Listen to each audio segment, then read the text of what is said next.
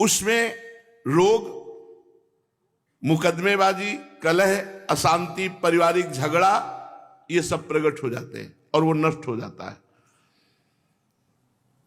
इसलिए कभी भी अधार्मिक पुरुष की उन्नति देख करके ये नहीं मानना चाहिए कि इसकी उन्नति हो रही है।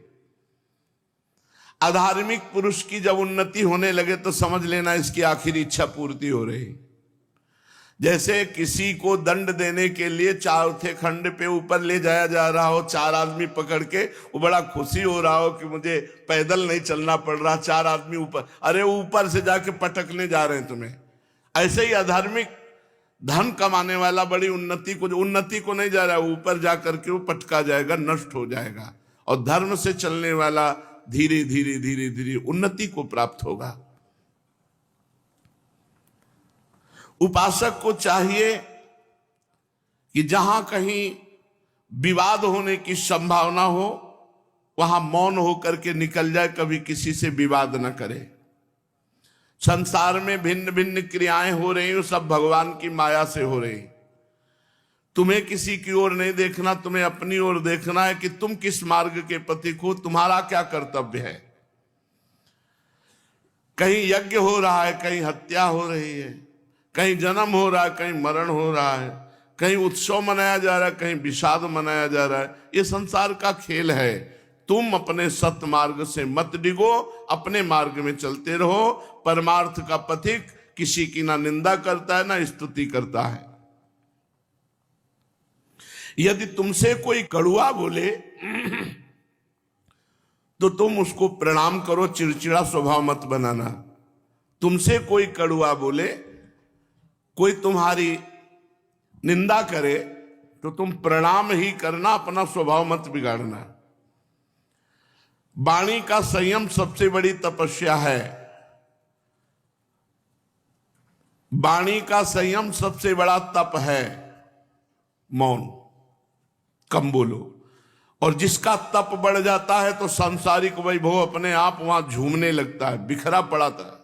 मान लो हमारी बात, गिड़गिड़ाने की जरूरत नहीं, अपने भजन और तपस्या को बढ़ाने की जरूरत है। तपस्या, पवित्रता, निरंतर नाम जप और सत्य आचरण, इनसे तुम त्रिभुवन का कोई भी पद प्राप्त कर सकते हो, जो चाहो वो प्राप्त कर सकते हो। वाणी के संयम से बढ़कर कोई तप नहीं। तपस्या, पवित्रता, नाम जप और सत्य आचरण, जो चाहो प्राप्त कर लोगे।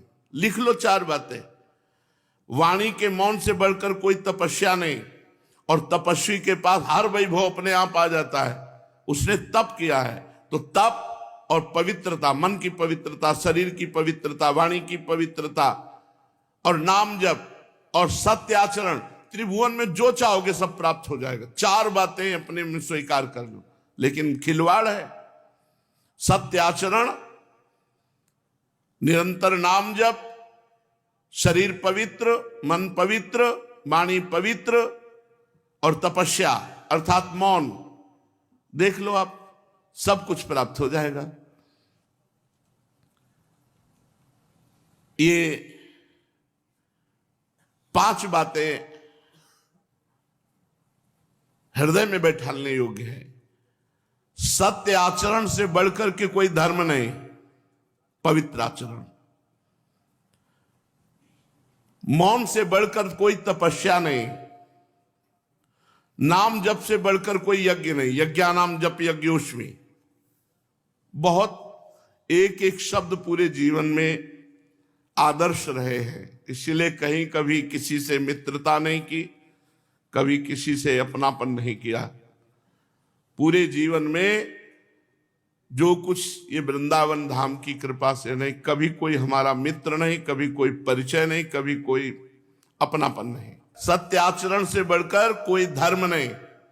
सबसे बड़ा धर्म है तुम्हारा आचरण पवित्र हो। मौन से बढ़कर कोई तपस्या नहीं, बहुत बड़ी बात है मौन रहना।